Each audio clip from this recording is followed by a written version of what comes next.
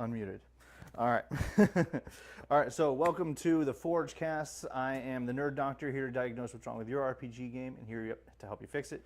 I'm joined here with my friend DM Scott, and we're here to break down the traditional concepts of TTRPG games and help build up some great ideas for you on how to run better games and enjoy this hobby we all love. So today we're going to be talking about I keep calling it origin stories, backstories, whatever you want to define it, and just how important that it really is for the story. And just to give you our experience real quick, Scott, what's your experience with TTRPG games? Started off playing Marvel's Who Who. I don't know if you guys know what that is. Back in the 80s. Yeah, I'm old. It was a Marvel comic book that just basically had a page of every single Marvel superhero there was and their stats. And me and my friends at like 13 years old ripped the page out, and he was Batman and he was the Hulk, and then we would actually role play pretending in the city that we grew up in. And I remember one of my friends was playing Batman, and he was coming over the Tobin Bridge, the big bridge in Boston, and the Incredible Hulk showed up, another player, and picked up the Batmobile and tossed it into the water. But from there, I segued, went over to basic Dungeons & Dragons, and so now it's been like 39 years of me playing D&D. Yeah, so it's been a long, long time. There you go. I've been playing for the last 7, so much less experience under my belt comparatively. But I got introduced to it by, I was gig working at the time. I was fresh out of school and I was waiting for my license to get in, so I was just filling my time, and I heard 2 people talking about this story, and it sounded like a game they were playing. Yeah. And I was like, that sounds really cool. What are you talking about? And they're like, Dungeons & Dragons. I'm like, no. And but one of them just gave me more info. I downloaded a free PDF online and immediately just started building and researching, and I ran my first sessions with my family, my 2 brothers, my parents, we all had a phenomenal time. And it's just been D&D ever since. And now you're going to play until your teeth fall out. Yeah, no kidding. But it's way better than poker with the guys on Sunday. A lot more goes on. Better than any video game, that's for sure. But anyways, jumping into when it comes to backstories, origin stories, big question: do backstories actually matter, or are they just DM bait? Backstories are huge. I think they're super underutilized by DMs in general. And I know you got some guys that write these mini novels, and you got some that just write, my parents were, I'm an orphan, parents were dead. But I think backstories are super underutilized as a tool for a DM to develop the characters and have the best overall games that they possibly can have. Well, not to mention just immersion-wise, like, when it comes to your first session, you're not really, your sense of who your character is, unless someone who's spent a lot of time in a mirror, like, who is my character, and thinking about that, you may not really know. And even then, placing them in a world that you may be unfamiliar with is going to be foreign to you. And so one of the things that you had introduced me to when I played in your game is we went through our backstory, who do I know, and then when we played the game, you put me in that area where I'm from, my hometown, and introduced me to those characters that we came up with, and I interacted with all of them. You had basically written up a backstory, and me and you together helped customize it to fit in the world. Yep. And we both worked on it together until you were happy, I was happy. So now you have this, these pages of this backstory. So how do we utilize them? What I typically have done is I'll start, like I did with you, Sean, is start with you playing completely by yourself without any other players, and starting you off knowing what your backstory is, but just dropping you into the community with some, the things going on in your life, and just letting you explore the city, your contacts, your family, and just really like getting to know your character. Well, what do the other players do while you're doing this? Well, that's what I think a lot of DMs are afraid of. I think that they think of like, okay, I've got these 4 guys that want to play, and how do I just run Sean? What are the other 3 guys going to do? Well, what I do is when I'm running Sean, I'll invite the other guys to come, and I'll actually create NPCs that Sean's got to run into throughout the day. Sean goes into a tavern. I'll have index cards that will say, little girl, 6 years old, looking for her dad. Is lost and confused. He has no idea what that card says. I hand it to my friend Dave. Dave is about to play that character. I hand another one over. These are already pre-written. Guy at the end of the bar is going to walk over and says, come here, little girl. Come here, Melissa. I'll take you home. And you see, Dave already knows on my notes that is not his dad. Now, Sean, I have no idea how well or what he's going to do playing that little girl. And besides the notes I've given him, I don't know what he's going to do, which is awesome as a DM, because I just get to sit there and watch. And then you got the other player, John over there, who's playing the guy at the end of the bar, who is going to pretend to be her father. Whether it's her father or not, we don't know. And they're going to both play this, and Sean's going to have to, or not have to, interact. And me as a DM, I get to just sit back and watch this organic experience that I have no control over happen. And so now your friends that want to play are playing. And it gives them an opportunity to participate in his story, and also gives them an opportunity to role play different things. And it's always been amazing. Yeah. I just sit back and I watch.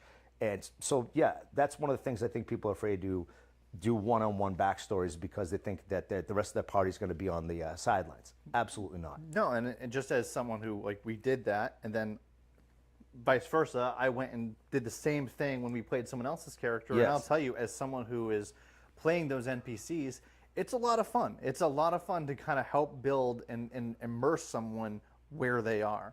In one of my games, this woman she was playing a 4th daughter of a bunch of kids of dwarves. Yep. In a shipwrighting town, and she decides, and I have no idea what she's going to do. I have a couple lines of NPCs to hand out, and I players play her siblings, and I had some people she might walk by and interact with in the town, and she decides to take all of her siblings lunch at work, and I'm like, okay, so I just throw these out there, and now she's interacting with people in the town. Right. She's getting the experience of where she is from, which I've not seen in with games like Critical Role. I don't really see that type of situation. I mean, do they place characters in the town for them to interact with when they're all kind of in together in a story? Yeah, but how many times do you go through a game where you organically bring the party together? Which brings us to the next question: is and that's the biggest reason together? Well, that's the biggest reason why you want to have the player run by himself, and I usually do it for at least one session. Sometimes it's 2 or 3 sessions where a player is just playing by himself, dealing with whatever, like I said, the things that are going on in his community. Who are his contacts? Who are his family? Let him interact with them. Let's say he's a thief in the town, but he's not affiliated. Are there gangs in the neighborhood that are trying to recruit him or threatened by him? Let him play all that. And then you have your main story in the background. You've got your campaign. And your campaign, you're weaving that into very slowly, and you're doing it from different avenues. From Sean is experiencing this, John is experiencing that. And you weave the campaign so they organically come together.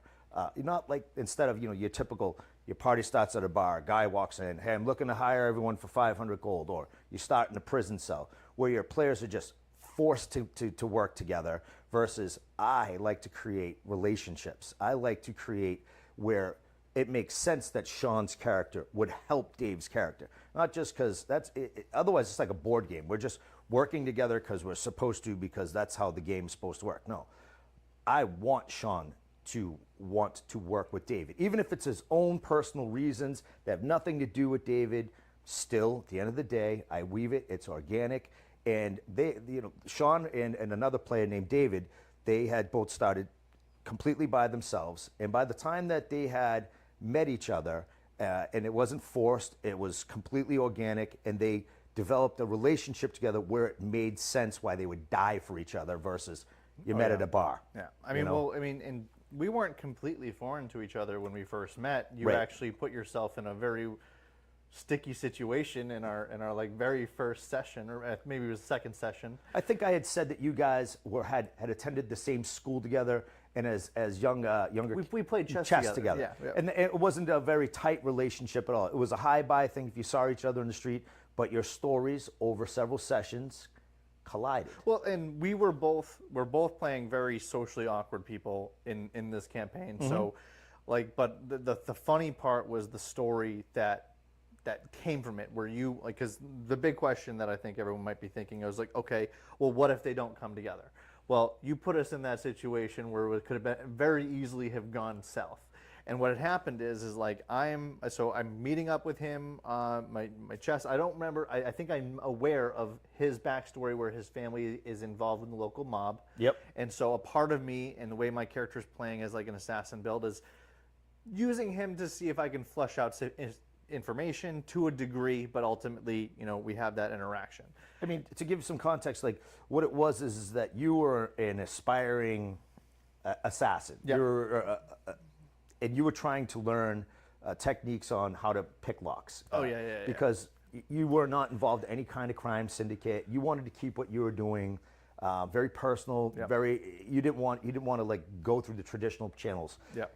You had known David's character from school and knew that he was a bit of a prodigy, a scholar, and had learned that he was actually in charge of the city's library, and you felt that maybe, because you had a relationship with him in school, that maybe you could approach him and maybe he could direct you to some books or literature on locksmithing, and that's kind of how you guys came together. Yep. But that was after several sessions of you dealing with your own family dynamics and other stuff like that, which again I think is so important because they learn who they are.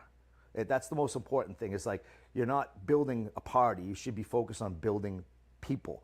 So if he really knows who his character is, then your game is just going to be so much better versus, hey, your guy Sean, you're an orphan, and now you're at a bar, and a guy walks in and says 500 gold, who wants to work together. You have no sense of who your character is. Sure. Well, Well, just going back to the question, like obviously the DM has an outside looking view. They know all the characters, and they can find ways to whittle them together. But have you ever been in a situation where someone has built a character and they just never got with the party, period? No, as the DM, I mean, you do magic. I mean, and you definitely don't want to force it. And you don't want it to feel forced. And there was obviously there's some times where I am planning on you to come across him, and even if, and it has happened in our games where I've had a player come to where you guys were and similar problems and thought you would interact, and you guys really didn't even interact at all. That's fine. We keep the game going. I find other avenues. I create other opportunities. That's what I do. And it doesn't have to, I just don't force it. I really, truly want it to feel that it's organic. Clearly not organic because I'm behind the puppet strings. Sure. But that's the plan. Even if it doesn't happen the first time, you can create. As a GM, you create opportunities, Yeah. Well, it just shatters the idea that people should just work together because we're all there to play. Right. I mean, if you're at a bar and I'm at the other end of the bar and someone jumps you or something like, why do I care? Why am I going to risk being stabbed? Why am I going to risk being put in prison? Why? But if we have, I started on this side of town, you started on the other side of the town, and after several sessions we became friendly or you helped me out with something, now I'm more inclined to get involved with you, to help you. And then, boom, now you got a story where me and you are together. Do you know what I mean? Just like that.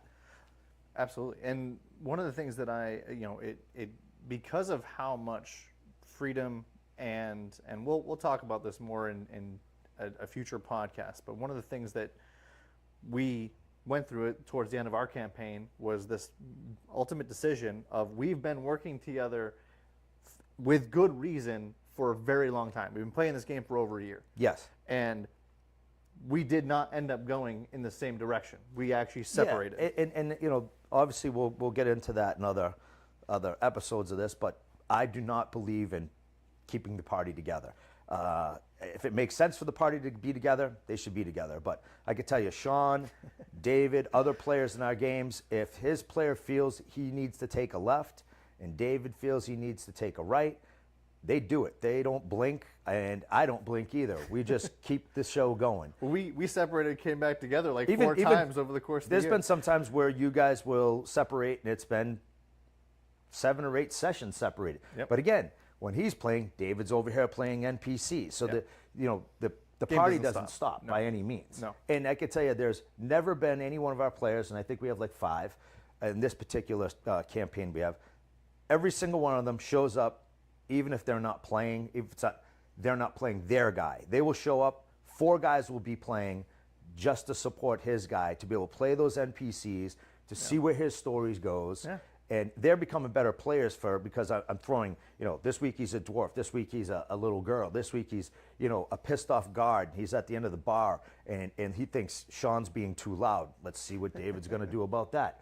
And again, the thing that I love is when I hand these out, I just sit back and just say, where the hell is this going to go? Yeah. And it's awesome. Yeah, no, it's some of the most memorable. I will say that the origin story, backstory that we played for my character was the most memorable session I've had in my 7 years, which, to be comparatively, is not very long, but it was such a sobering moment because of the I think the big takeaway for me was to place character-defining choices in front of those players For yourself, so that not as a party. Yeah, no, yeah, so that you discover, okay, how does my character approach this choice? Right. And I think that defines your character long over the whole campaign. You're setting a stage, you're setting precedence on how you conduct yourself. Yeah. Do you know what I mean? And you're not thinking of it, again, like I think a lot of these games that I ran it's a party. It shouldn't be a party. You build the player, and then you build the party organically. But the party will be so much better because each individual player is so like seasoned and experienced on knowing who he is. And so when you have these dynamics when they're together that are so individual versus what's good for the party. Like you guys all play for what's good for yourself. Yep. If and my job is to make it so that what you're doing is something as yourself and as himself want to do together. Yeah. And sometimes it doesn't happen. Literally, we played a year and a half, and we're at the most important part of our game, and him and David had a completely different ideas on what needed to be done, and they both just goodbye, and they're both going. Well, it wasn't as it was a little more violent than that, but these guys had been friends for a long time, but they had a falling out on what needed to be done, and as individuals they did. Yep. And they literally just split apart. Yep. With the potential to never see each other again, but the game keeps going, And it was just funny how it all turned out, which we'll save for another time, but yeah. But it was just which I think made the story way better. The other thing about the backstories that's important, it's not and about running them individually, is about being able to revisit some of that backstory and be able to touch on it later. Do you know what I mean? Like, let's experience it and not just being a well, line let's just on a say page. we started, today was session 0, and and I'm coming up with something very generic, and your parents were killed by this merchant, and he disappeared on this ship, never to be seen again, and now you're homeless, and you're running around, we're role playing you're playing as a thief in the community and dealing with all these problems here. But the real important part of that story that isn't important right now we're just dealing with how you're going to eat. That's how we're going to play. But now we know that there's been a merchant that has killed your parents that disappeared on this ship. Now, I filed that. We play for a year. A year goes by. And now he's in the middle of some sort of mission where he needs to get to the city guard and distract him right at the sunset to get his friends in through the gate. But he sees a boat at the docks, and he sees people loading it, and it looks like it's going to leave in a minute. And the name is the same name of the boat as the man that disappeared 12 years ago that killed your mom and dad. Yeah. What do? Do you know what I'm saying? Yeah. You're supposed to be there, or you do there, and so you got this moral dilemma. And again, very generic example, but I always, I wouldn't say always, but I like to revisit some of these players' backstories where you have these moral dilemmas and things like that. Well, on top of that, I feel like the one thing that I would do is I'd take that a step further and be like, you're gonna experience life with your mom and dad, and then also experience that murderer. We just recently played a game where I had a dwarf, and he was playing inside an underground city, huge underground city, dwarven city, and he gets a promotion. All of my players that were here were playing dwarven family members, and they had dinner together, and they had jokes, and it felt very real to him. It was so much fun. And then after 2-3 sessions, his whole family gets killed, and he's left behind. The feeling of having role played with his family and have them being killed registered far more than if you just told him your family was killed. He had actually interacted with these people, his wife, his kids, and I think that exactly you playing that instead of saying that's what happened. Yeah, exactly. Every time that now he's in a position where he's trying to get revenge on what happened, that revenge is so much of a stronger feeling for him because he interacted with his brother, his father, so absolutely those things are super important to touch on, to play. Yeah, so it's just not red herrings, it's actual experiences, immersion. Which brings us to a great question. Have you ever ignored a player's backstory on purpose? No. One thing when I get new players, lots of times they hand me this backstory and it will be insane and just doesn't fit into the game. Yeah. And, I try to work with it so we can get to what he wants, but it fits in the scope of what my game is. Yeah. And I definitely don't ignore them, but there has been some that are like, yes, my father was a god, you know what I mean, backstory or something like that, just some off-the-chart stuff. But I think backstories are awesome, and depending on which, sometimes it depends on what the backstory is, who the player is, and I try to revisit some of them, not all of them. You don't want to, you don't want it to be every single person's parents that got killed. Now they bump into the guy that killed their parents. But I definitely want to utilize that background. Yeah. Well, bringing to the question is just like, do you you already kind of answered this, but do you touch on every single character's backstory? Obviously, if you're role playing it where everyone's experiencing it, that's one thing.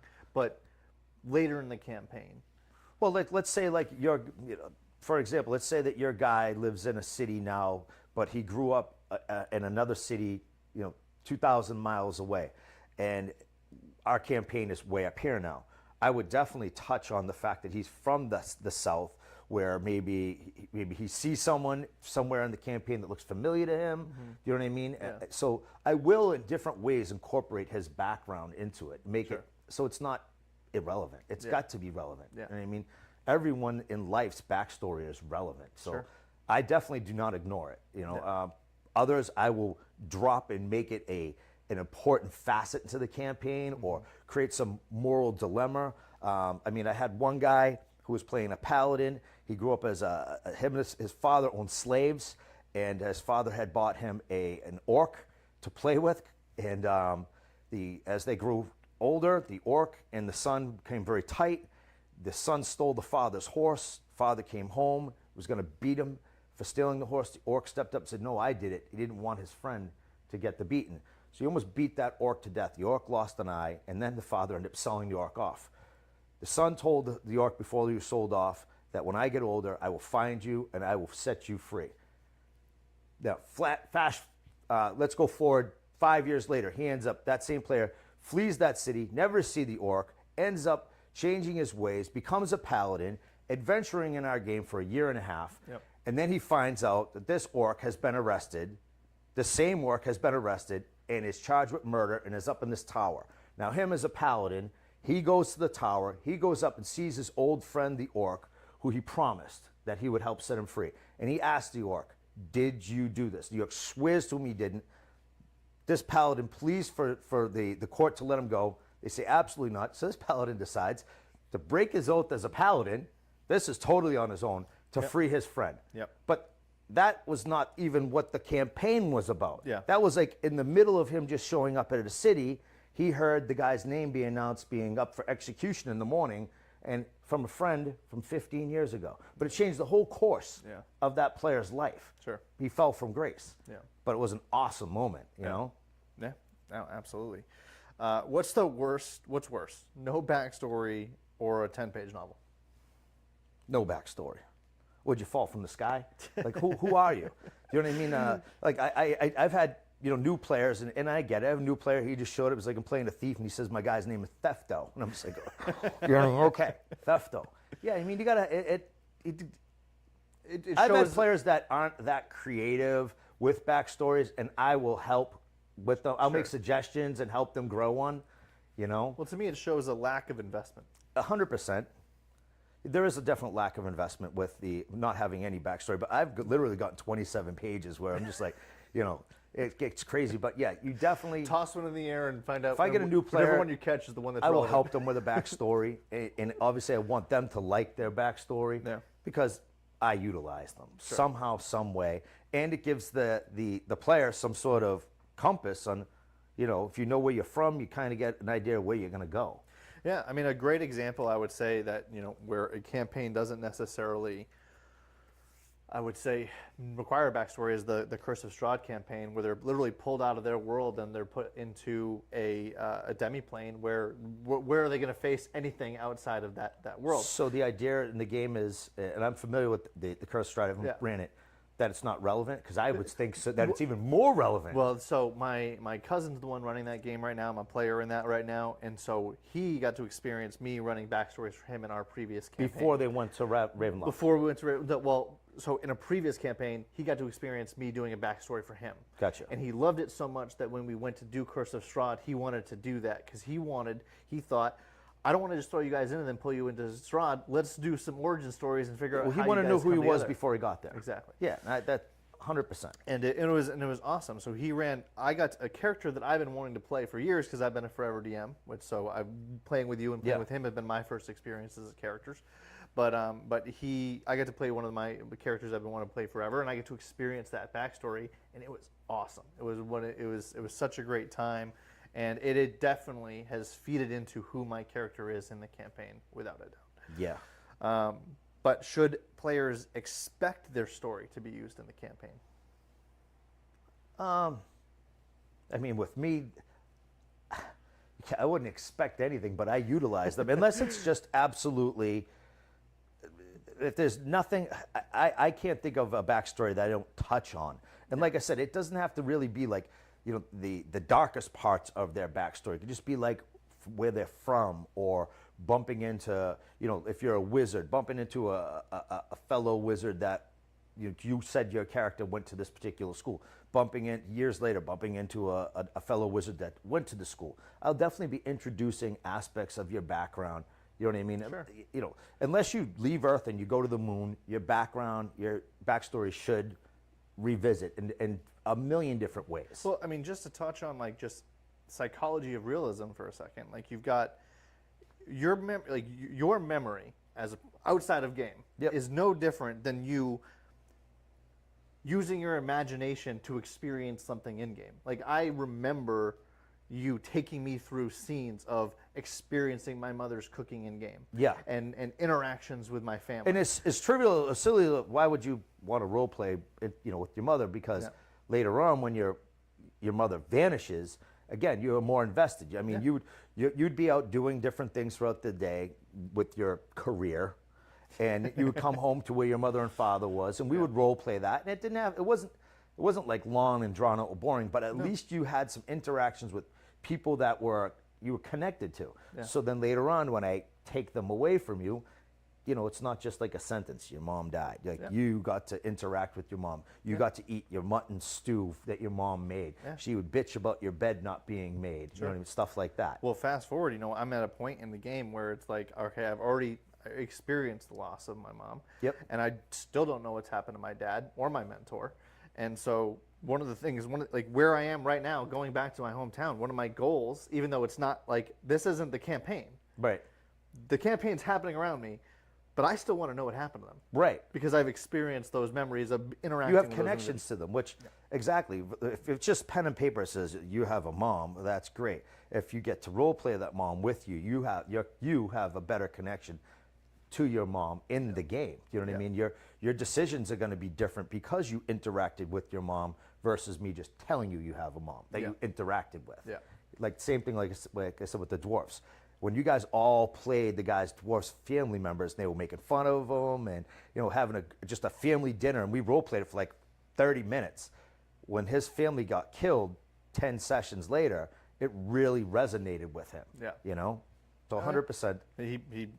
He played a super drunk, out of body character. Oh yeah. For a whole session practically. Yeah, he didn't shower for like 2 weeks. He was drunk all the time. Yeah, and like even when it came down to some important decision making for the party, he was unable to participate because he was playing his character so well because he had interacted with those family members that he just couldn't see himself just changing gears and let me do what the party needs right now. Sure. Because he felt my character right now, there's no way that I would be able to function like that with this loss. Yeah. And that loss is more real because he got to interact with them. Yeah.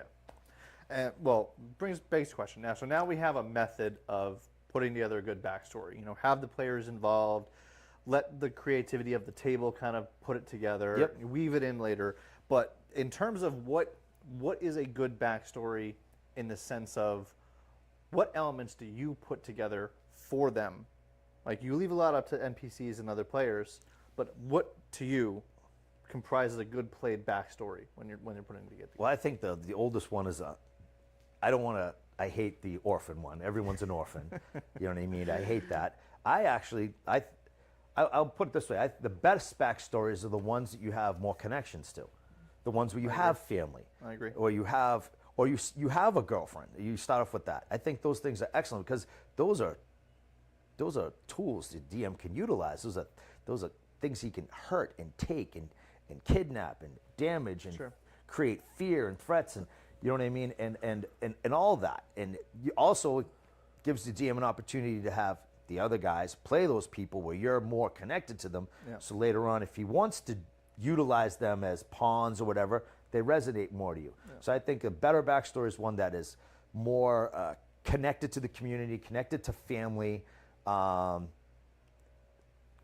and simple. Doesn't have to be he's the son of a king. Do you know what I mean? It doesn't have to be. It also takes away the need to write a 10-page backstory if you know you're going to play it. Yeah. So that makes prep a little bit easier for players. But I mean, you're still going to have a backstory, but you're going to bring us up right to today. Do you know what I mean? This is your backstory right to today, and then we're going to play that. Yeah. I personally like to start all backstories. It's not always going to be this way, but in a city, because starting a backstory. I mean, I have done it with guys, a farmer or whatever, but it's just better when they're connected to a community, a village or anything, and they get to interact with the different people, and you end up finding who you are more so by the different things that are coming at you. Do you know what I mean? Yeah. Well, it begs the question of like, okay, do you have problems with people being able to separate what they should and should not know in the game? Like you got a player who played the backstory with them, played the NPCs, and maybe it was something secret, but their character shouldn't know, but the player does. Yeah. So if we're having a game, we're running you, and we have our friends here who are playing NPCs. If I know that there's something important that's going to happen, number one, if I know it in advance, I don't have them come. Number two, there's lots of times where I've literally asked you to come with me and we'll step into another room for a few seconds. And lastly, the only things that I would be more concerned about with them not knowing are things that may affect how they play their characters. Sure. Do you know what I mean? If it's just affecting you, I don't care if they, let them know. But if it's something that that is going to affect or did affect or is connected in some way to who they are or what's going to happen to them, then absolutely I don't want them to know. Sure. So on the one hand, we hold on to the tight stuff that we're not supposed to know, and so that for the dramatic reveals later or for affect decision making. Right. But ultimately, it's supposed to be more fun for everyone to get to be a part and see how you became who you are as Yeah. a character as well, which ultimately allows everyone to get to know each other's character on a deeper level. Because how much time in a game do you spend, like, tell me about your life? Yeah. You know what I mean? No, 100%. That's another Where whole, they that's, probably that's a, would. That's a really good aspect of it, is that these players, they actually end up becoming invested in your story. Yeah. And you, for them too. Absolutely. And you understand their character a little bit better. Yep. You know what I mean? And it isn't just, you know, a little painted figure on a board. You understand? You understand, like, when David's character said, I'm not coming with you, I'm not doing that, and you guys argued back and forth, it wasn't like your character could not understand why David didn't want to go. No, I you guys understood. had completely different opinions about things, but you understood each other's opinions because you had a very slow burn of connecting with each other, learning each other, and it made sense. Yeah. He's you know? probably my only friend in the world. Yeah. So which is what made it so That it came exceptionally to blows. frustrating. Yeah. To be fair, and just, you know, side note, I did not kill him. I did not hurt him. I had a paralyzing strike ability, and it just happened to work. I took what I needed. I can and tell you left. as the DM, though, I was horrified because I've got a year and a half invested in this game, and I knew, I'd spoken to both players privately, and they were both saying, I'm not doing that. And he needed something that David had in his bag, and David said, I'm not giving it to him. And I said, oh, man, a year and a half invested in this game. Someone might die today. But I don't stop that. I don't prevent it. I don't have, like, I just let it go where it goes. And I think that from a player perspective too, we were a complete understanding of, like, look, whatever's going to happen. We just care about the story more than, like, what's going to happen right here, because we think this is what would actually happen. And here's the thing: no matter how that interaction turned out, none of the players would have been mad because everyone's invested in the story and everyone understood everyone's position, even though they didn't agree. They understood it. You know what I mean? Yeah. And if you had died, you wouldn't have been mad. Nope. And I would if Dave have died, been upset. I wouldn't have of course, been you've mad. been disappointed because you've been playing for a long time. But the situation called for that to happen. Yep. You know what I mean? And giveaway, we saved the world. Yeah. Anyways, so that's actually something for me. Is like, what kind of goals do you think are important goals for characters to have going in for their characters? Because I think, regardless of backstory, players should have goals, short term and long. I mean, when I read someone's backstory, I don't know, like, I don't really know about when you say in terms of goals. Like, Well, like, just to make my character as an example, my goal at the time was I was not yet joined the Assassins. I was under training, so my current goal. that was pretty obvious. Yeah. You had a mentor and you were trying to get into an organization. I mean, that was pretty obvious. But I mean, give me an example of another goal. So, because that's an obvious goal, and of course I'm gonna. Well, what was F's goal? He was just managing the bookstore. Okay, so his friend David plays F. His character was the son of a crime boss who basically told him, as his mother, who was a prostitute, the crime boss ended up marrying a wealthy merchant's daughter and told the prostitute, who is David's mom, if you see me on the street, you don't know me because I don't want my wife to know that I have ever had children before. So I don't know you. You don't look at me. But what that crime boss did do, even though he never acknowledged him publicly as his son and never met with him, he gave him a job at a library that the crime boss owned because it was really a front for hiding and fencing goods in the basement. And F's goal, I would say, in the beginning, he didn't really have a goal. I just dropped him in this situation where he was very upset by the fact that his father would not acknowledge him. His father had 2 kids who were riding white horses down the street, who are untouchable and wealthy. F is barely existing inside of this one-room shack above the library. And I wouldn't say that there was a goal for him. Yeah. His was just survival, but I definitely created a situation where he had resentment, and I let him do what he wanted with that, if anything at all. So at least, if not a goal, a motivation. Right. Which, a motivation, absolutely. Yeah. But absolutely a motivation. I mean, you can't just show up and just say, there's nothing happening. You have to put out those, the little breadcrumbs. You know what I mean? Yeah. But that whole thing about his family had nothing to do with the overall campaign. And see, that's the awesome part, is at the time, they think that this thing with his father, him trying to get in the Thieves Guild, that this is what this whole campaign, that had nothing to do with what was happening in the back. Oh, we had no idea what was going on, but I'll tell you that those sessions were some of my favorite sessions Those are awesome of the whole sessions. game. And those had nothing to do with the overall story. It only built our connection. It only built our friendship. That was the sole real Which made purpose. when the bomb dropped and it was time to immerse yourself into the overall end of the world story, you guys being together made so much more sense. Yeah. You running into a burning building for him made sense. It wasn't like, well, we're a party, I'm supposed to go in and get the fighter. No, there were multiple times where I saw people tracking him, and he was about to be killed or ambushed by a bunch of 3 people, and the only reason he survived is because I was able to chime in and get in there with some sneak attacks in the middle of it. Which, again, this is why I'm so upset about the fact that he wouldn't hand over the magic item I needed to save the world, is because I had saved this guy's life. I don't even know how many times in the game. Like I had been there for him. Sometimes not always for my own selfish goals. No, and there was sometimes where you guys would be role playing and arguing about in character in the games, and some of those sessions were fantastic. Well, like 2 arguing brothers. Exactly. It got to a point where I'm just like, I'm tired of your shit, man. You need to, you need to get it together. I've been saving your ass. But for a cultivating year. that brotherhood makes sense for your whatever you're entering into. Why am I going with you? Yeah. You know what I mean? Absolutely.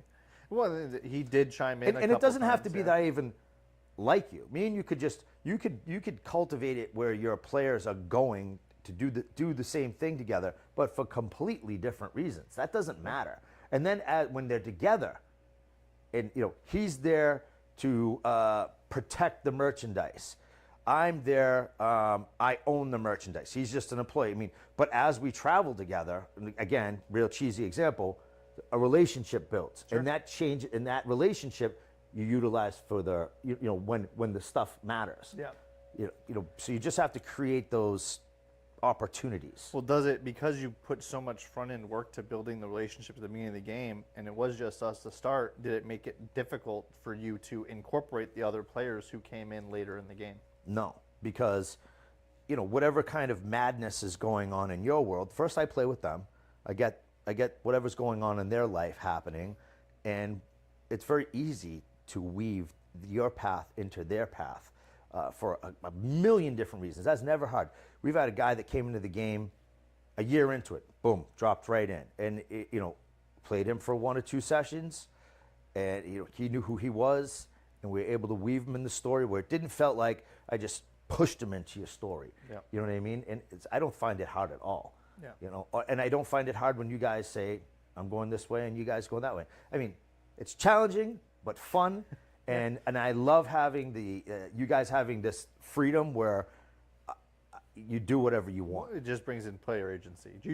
You feel like you are the main character in your story. And if you are not you don't have to be. Like you probably have an idea of who technically is the main character in your game, but you have stronger players than others, no doubt. But every player feels like the main character in their story, and like they are a part of something. Well, because their choices are really their own, and I encourage, I say it all the time when there'll be a middle of a session, and I'll say, don't do this, don't do what you think is best for the game. I literally have said that like 100 times. Yeah. Fuck the game. What is the best thing that you can do for you, or that makes sense for you, your character? I'm not saying what is selfishly for you, but what would your character do right now?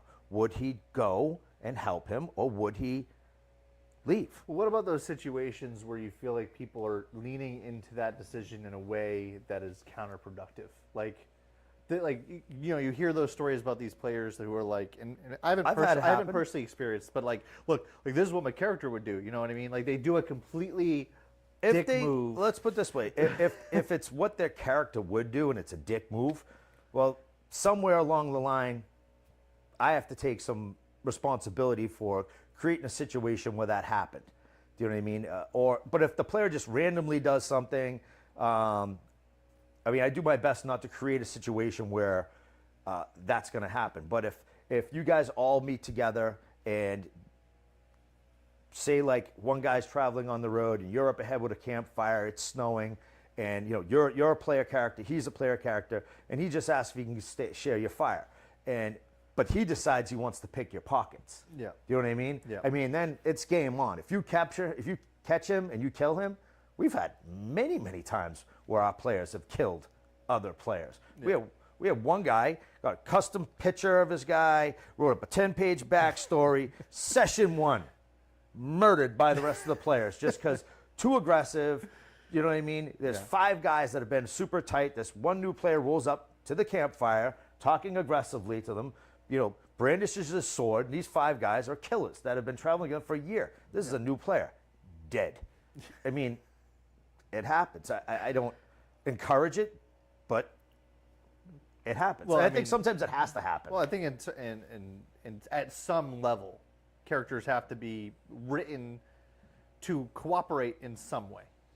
Like, you can't be necessarily the lone wolf who's never going to work with anybody.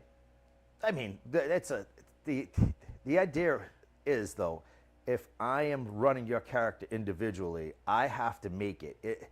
We're going to run a session or 2, so I'm going to understand what you're about. And when I understand what you're about, that's going to give me the right idea on how I'm going to weave you into that story. Even if you're a selfish person, your guy doesn't care about anybody. He doesn't care about this. Whatever it is that you do that I know, whatever that carrot is, I'm going to utilize that carrot. Or I'm going to create a carrot to bring you to them. Yeah. Do you know what I mean? And then lots of times you bring these players together for their own reasons or similar reasons. The idea of us 2 together traveling that way seems a lot safer than me traveling that way alone seems safer. Yeah. You understand? Yeah. But if you got some jerk player that just wants to, you get rid of him real quick. That's fair. So we kind of touched on this a little bit, but like, is tragedy overused? Oh, it's definitely over. Everyone's got to. I would love if a character, his character, she's like, life is great. My family is wealthy. You know what I mean? I wake up every morning to a pedicure. I mean, that does not happen. Do you know what I mean? It does not happen. Everyone's got a dead mother, dead sister, raped uncle. You know what I mean? But yeah, I mean, tragedy is overused, and I don't think. We have one player, Lulu, a female gnome. She comes from an affluent family. Doesn't have her background. It's just like family lives in one of the most prestigious cities in the realm. Wealthy.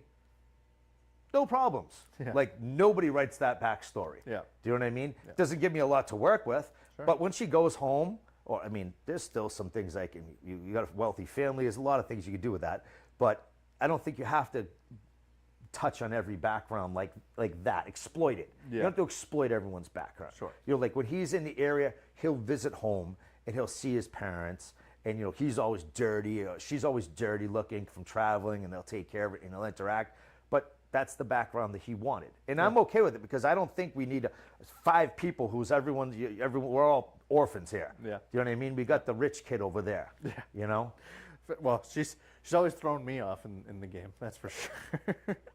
So that brings you to kind of the flip side. Do funny, light characters work in serious campaigns? Like people making joke characters. Yeah, I'm notorious for making up an NPC named Mushroom that I will sometimes drop into the party, and he's a goblin. He's an idiot, and I think it's for you're saying for a player. Yeah, I think it's awesome. I think you have to be able to have that comic relief, to have that, if you watch the A-Team, you got Murdoch with you got that idiot with you. I think it's awesome.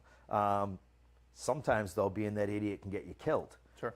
My NPC has been killed on more than one campaign because he was trying to be helpful, but he was, the goblin would be sitting at the table with the party, and the party would be talking about how they're going to sneak into the guardhouse, but they needed to get the keys at midnight, and the goblin just decided, I'm going to get them for you now. You know what I mean? And like they're looking at the window like, what the hell is he doing? And sometimes they end up, there's been campaigns where they've ended up, my goblin's name is Mushroom, and they end up getting rid of Mushroom. They're like, yeah, man, he's causes too much problems. So yeah, if you play that character, it comes with risk, but it's also really funny. You know what I mean? But that character, if he's going to be that guy, you're going to make sure that there's someone in that party that really is invested in him and cares about him to keep his ass alive. You know? Fair. Well, so is it the player's job or the DM's job to make a usable backstory? I feel like the way that It's we a do community things, thing. I feel like the way that we do things, we keep coming back to kind of the same answer with, is just like make it a cooperative. It is. You deal. give me you write out what you want. I look at it. I say, well, these things won't fit, but these will. I mean, you go back and forth like we did. We probably text back and forth and talked on the phone 7 or 8 times until you were like, yeah, that's cool. And then, boom, launched. You know? Yeah, and as someone on the other side of it who's also been a DM and had people try to work with it, I'm like, well, this doesn't really fit in the world the way that it is. We might be able to make it work this way if we do that. But like sometimes it's the backstories are way over the top. Yeah. You know, or someone will show up with their already pre-rolled character and they got like a Vorpal sword with them and stuff like that. Well, it brings into questions like why are you bringing me this backstory when you know nothing about my world? Because if like short of like playing in Faerun where everyone knows, not everyone, but like most people know the history of Faerun. Well, I provide I think if you're going to do that, like I did with you, I provide kind of I sent you like an email. It gives you it wasn't a book. It was 3-4 pages of generalize what the world was. So if is it high magic, up north there's no slavery, down south there's slavery. It gave you some basic stuff, and then from that we talked about where I would like you to start the game at, because if you got this giant world and I want to start my game in Florida, but you saying you want to make your guy, he lives in Alaska, well, that's going to be a problem. Sure. So we say, okay, we're going to start in Florida. This is the game's going to start, and so we focus in on that, and I give you a lot of information about that, and then from there, you build. Yeah. And then you come back, and we bounce back and forth till we find the happy medium. And though this is more of a mechanical question than anything else, but do you like games starting before their level 1? Where before they've even chosen their class, and doing a backstory that will lead to the decision that I've never had a guy start like level 0 nothing or level 1 nothing. He usually tells me what the classes he wants to be, but level 1 means, I mean, I know you're already committed using up a level, but level 1 means you don't shit about that class. Yeah. You know what I mean? You don't know anything about it. You just if you're a thief, you're one step above begging. You know what I mean? So.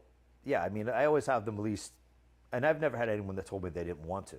I mean, I wouldn't care if someone says, "Hey, I want to play a commoner," but see, the problem is unless I know what they want to do, how do I push that on them? Sure. If they're a commoner, I mean, well, someone said we gotta start the day off. He goes by, he sees the nice jousting. I don't really like that. He goes by, he sees the wizard. No. So like, someone would know what class they're gonna be, yeah, but they don't necessarily want to know how they came to that decision as their character.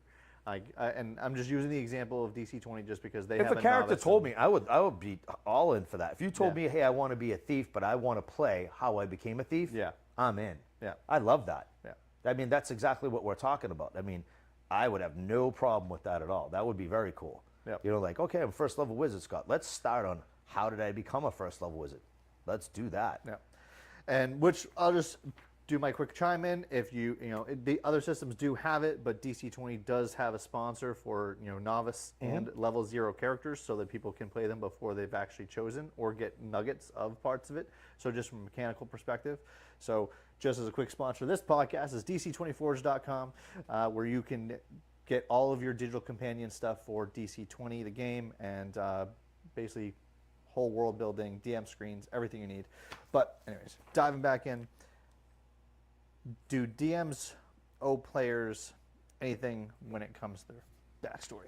No, actually, I'm going to skip that question because we definitely already answered it. But we've already kind of talked about most of this. So this one we've talked about in the background, but it'll be great for this. But if a player tells you what they want, should you give it to them or make them struggle for it? Me and Sean are not on the same page with this.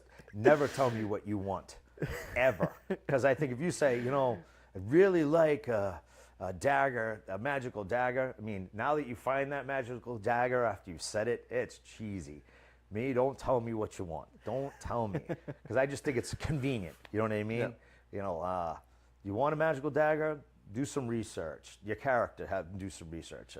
Have them seek out someone that makes magical items. Have them something like that. But I mean, telling me I'm nobody. You know, like I know I'm the DM, but how does that work? How does your character tell me that you want a magical sword? Yeah. I don't want to know what you want because then it makes it very hard for me to give it to you because I find it a little cheesy for me to give you what you want. I am a notoriously stingy when it comes to magical items. I run a very low magic game. They're there, but I think that magic is supposed to be magic, supposed to be rare. If you're at a bar and a guy pulls out a flaming sword and then there's 13 other swords in there that are glow in the dark, I think that's just lame. It's not my style. So yeah, I don't want to know what you want. I know Sean's a different DM. He's a good DM. He has his own style.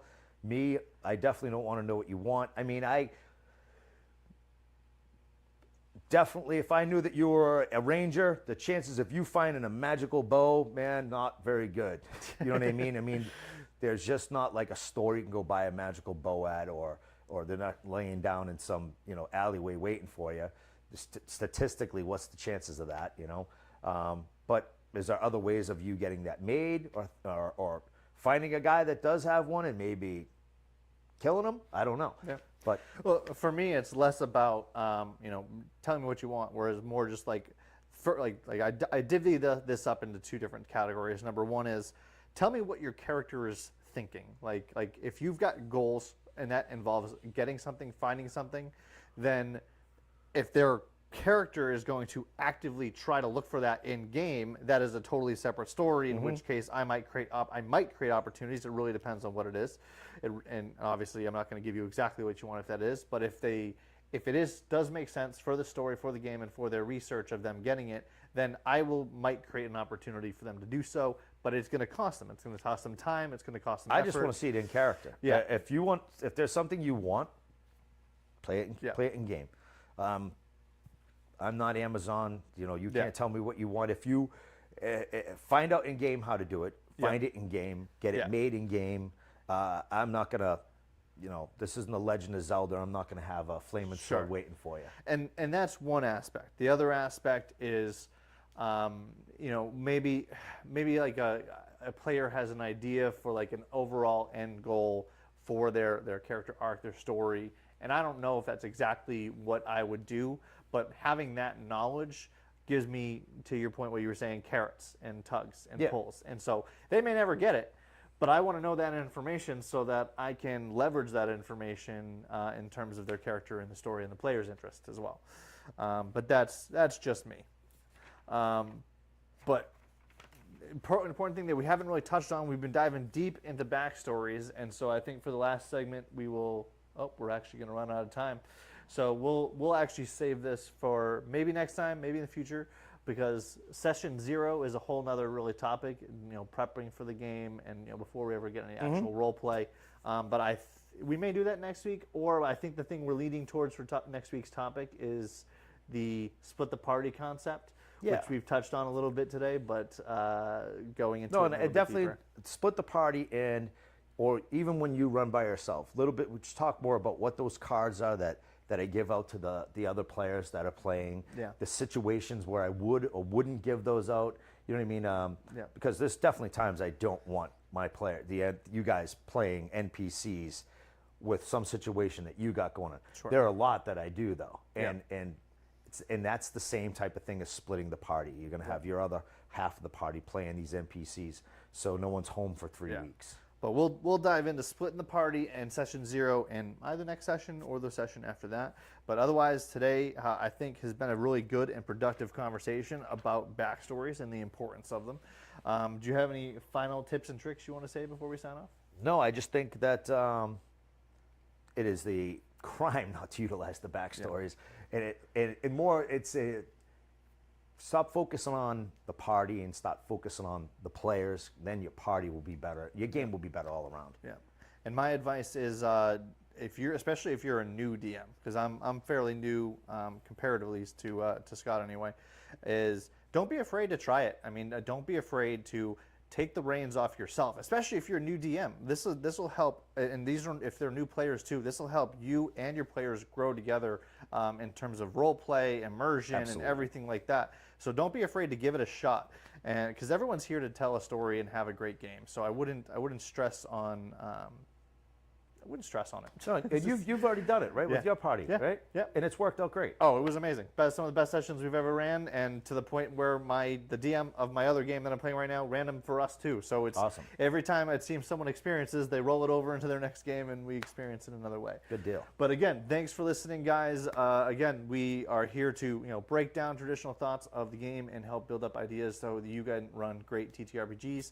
Again, I am the Nerd Doctor, here to diagnose what's wrong with your RPG game and here to help you fix it, with my friend DM Scott. And maybe next week, maybe 2 weeks, we'll take a look at our schedules and Whatever you see want. what we can do this